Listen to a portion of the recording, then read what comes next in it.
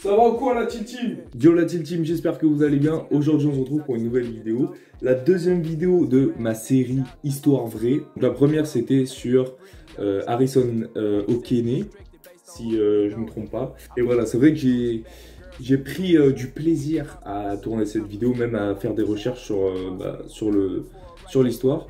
Donc aujourd'hui ça va être le deuxième épisode. Je ne vais pas passer plus de temps sur l'intro de la vidéo. Et on va commencer tout de suite. L'histoire vraie numéro 2.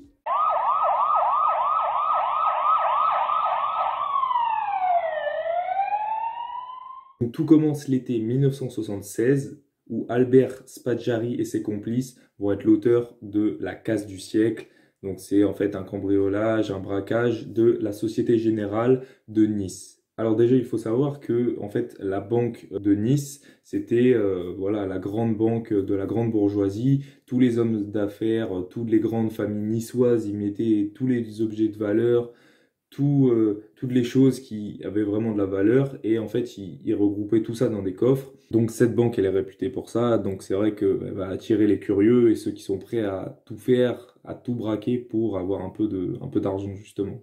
Et ça va être grâce à un contact à la mairie que Albert a qu'il va se rendre compte qu'il y a un dysfonctionnement dans le système de sécurité et il y a une faille dans le système de sécurité de la banque. Albert, il est pas con, il voit directement une opportunité, donc il va commencer à faire des repérages. Et en fait, ces repérages, il va les faire la nuit, donc ça va être des repérages nocturnes. Ils vont en faire de plus en plus chaque nuit et il va commencer à traîner autour des bouches d'égout. Et là, en fait, il va en choisir une qui va être en fait de manière à ce que personne puisse la voir. En gros, la bouche d'égout, elle est à l'abri des regards indiscrets. Il va alors l'arpenter pendant 6 nuits dans laquelle il va essayer de trouver une solution pour trouver un chemin qui va le mener directement à la Société Générale. Et vous doutez bien que Albert, il est déter à donf, Albert le déterre carrément, et il va enfin trouver l'itinéraire qui va lui permettre de se situer directement sous la salle des coffres.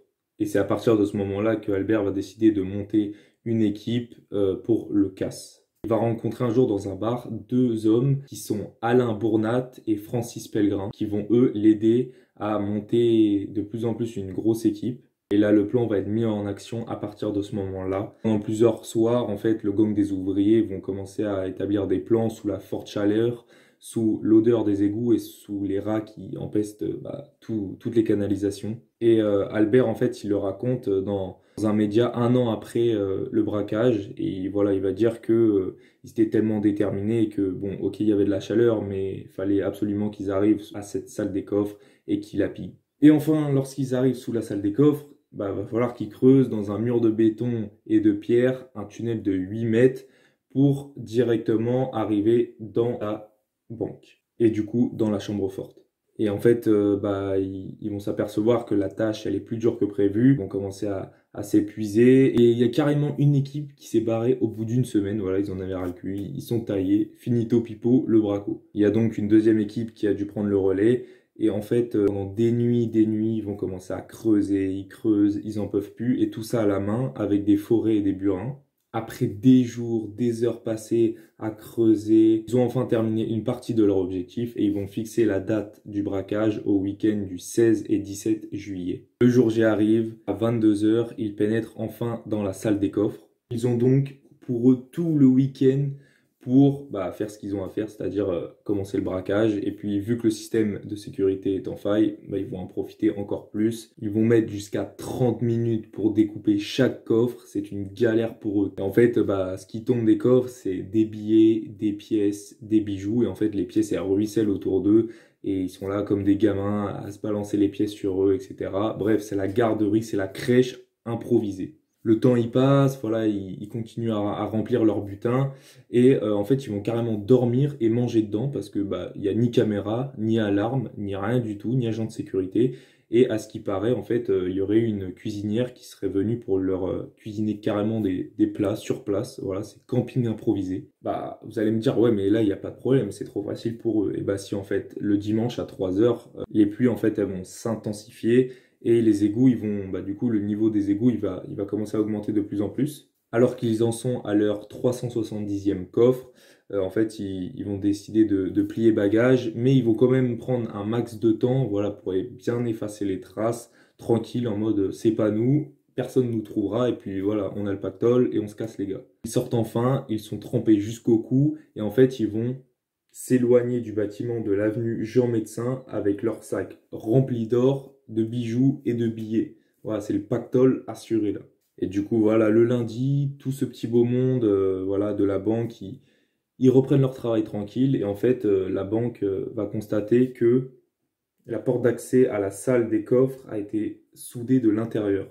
De l'autre côté, ils vont du coup s'apercevoir cette scène improbable. En fait, plus de 300 coffres de particuliers sur les 4000 de la banque ont été pillés, voilà, ravagés, enfin bref, brûlés, etc. En fait, ils vont voir directement que c'est carrément un braquage parce que à la place de la grande porte murale, il y a un trou énorme et du coup, bah, ils se sont doutés que les braqueurs, ils sont passés par là. Du coup, bah, qu'est-ce qui se passe avec les médias, etc.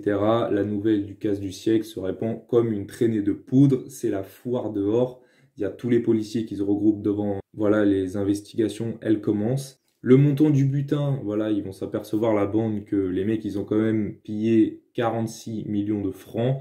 Voilà, à l'époque, c'est énorme, surtout pour l'une des plus grandes banques de France, en fait. Et comme le dit le commissaire principal de la police judiciaire niçoise, Jacques Besson va dire « Nous avons affaire à une équipe puissamment organisée et bien renseignée ». Il va rajouter ensuite « Ce travail a pu durer 2 jours et 2 nuits consécutifs et suppose plusieurs mois de préparation ». Il a ajouté ça et donc voilà, ils se sont dit que les mecs ils s'étaient vraiment bien préparés pour faire ce coup-là. Les spécialistes de l'Office central de répression du grand banditisme sont venus filer un coup de main du coup aux policiers de la police judiciaire pour essayer de trouver les traces et commencer les investigations. Dans la salle des coffres, en fait, les enquêteurs, ils ont quand même réussi à trouver une trace. Et en fait, bah, c'était une trace volontaire parce que un des gars de la clique de Albert Spaggiari a laissé comme mot, je vous cite, « Ni coup de feu, ni violence, ni haine ». En guise de signature, le message il porte le signe pacifiste du Y retourné dans un cercle. Finalement, les enquêteurs, après des mois d'enquête, ils vont réussir à interpeller une partie de l'équipe. Et en fait, cette partie de l'équipe, bah, ils vont littéralement balancer directement Albert Spaggiari. Spaggiari, du coup, il est arrêté quelques semaines après, une première fois. Il va réussir à s'évader le 10 mars 1977 lors d'une audition devant le juge d'instruction à Nice. Et du coup, bah, il ne sera plus jamais rattrapé, personne n'arrivera à remettre la main dessus. Et voilà, il a eu un cancer à la gorge. Il se trouvait en Italie et il est mort du coup à 56 ans en 1989. Entre-temps, du coup, durant sa cavale, il s'est construit à coups d'interviews et de provocations comme définissant comme un gang gentleman. Et voilà, il se définissait très clairement comme le cerveau du casse du siècle. Et c'est pas moins de 3 films qui seront adaptés suite à la parution de son livre Les égouts du paradis, dont le dernier est sorti en 2008. Voilà, histoire incroyable qui est déjà finie. J'ai bien aimé tourner cette vidéo parce que déjà c'est une histoire qui est en rapport avec la France, l'histoire de France, etc.